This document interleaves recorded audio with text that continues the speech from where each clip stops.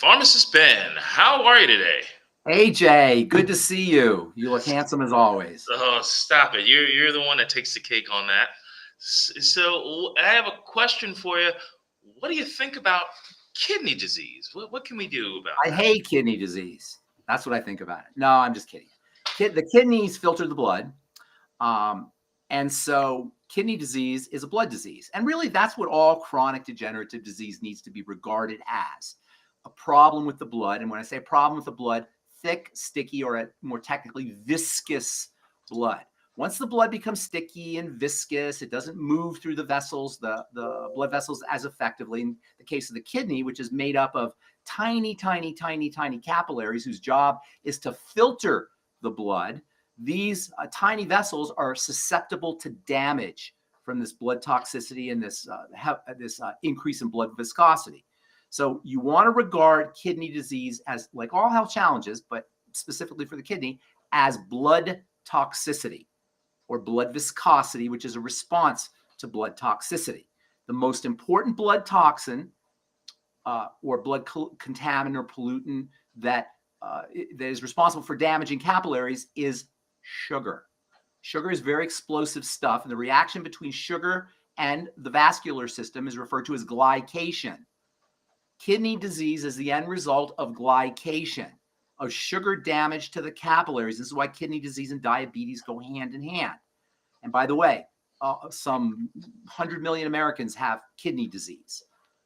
The good thing about the kidneys is because the organs are so darn important, the body has redundancy in the kidneys. You've got two kidneys, first of all, and then within the kidneys, you have lots of redundancy in terms of the filtering mechanism. Nonetheless, even with this redundancy, we still have a major problem with kidney disease, and a lot of people are on dialysis. You always want to regard it as a sugar condition first, or dysglycemia, which means messed up blood sugar. So what do? You treat yourself like a diabetic. That's the first thing you do if you have kidney disease, is treat yourself like a diabetic, meaning low sugar, low carb, ketogenic, or paleo, or whatever it is. Reduce your intake of sugar. And that means bread and pasta and cereal and rice. You know, people think of sugar, they think of cake and candy and pie, and that's true. But there's also hidden sugars in lots of processed foods. And there's also sugars in natural foods, like starchy sugars. All of these can compromise the vascular system and end up compromising the kidney. So number one, treat yourself like a diabetic, going low carb, low sugar. Number two, use diabetic nutrients. Longevity, we've got some wonderful diabetic nutrients, the healthy blood sugar pack, of course, the ultimate niacin. These are all nutrients that can help the body process sugar. In terms of just specific nutrients, the B complex, especially thiamine and niacin, vitamin B1 and B3, the minerals magnesium and zinc play a very important role in sugar metabolism, as does selenium and MSM sulfur. Then there's also essential fatty acids, which can also have an anti-dysglycemic effect. And then, of course, chromium, vanadium in the sweeties will also help support or help protect against dysglycemia. So treat yourself like a diabetic.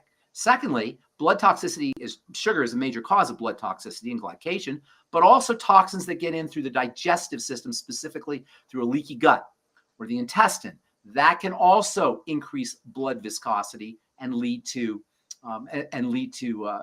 kidney damage to the blood vessels in the kidney, the capillaries in the kidney. So secondly, take control of your digestive health.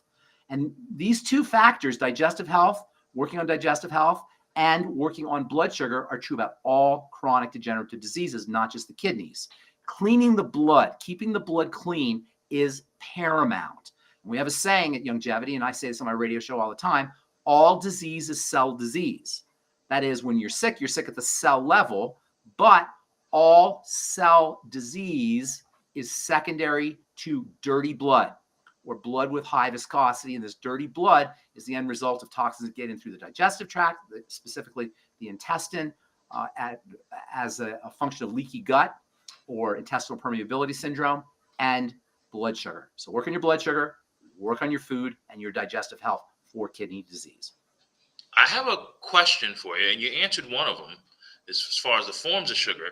But the second question is, when people say I have 12% function or 5% kidney function, you mentioned that the kidney is an amazing organ. A lot of redundancy. But can it improve? Yes, absolutely, absolutely can improve. You know, a lot of people are on dialysis and they get off dialysis. A lot of people have poor kidney function and then their kidney function increases. Happens all the time. Once you change your life, you change your lifestyle, specifically as regards what's getting into the bloodstream, kidney function can improve. Absolutely. And it can improve with supplementation. I just talked to a gal yesterday whose kidney function improved. And I know I've talked to lots of people at Longevity who've gotten off of dialysis using nutritional supplements and using all of the digestive health strategies and the blood sugar strategies that we just talked about. Well, Ben, as usual, a wealth of knowledge. Fantastic. Thank you very much for joining us today. And we will see you all soon. Thank you.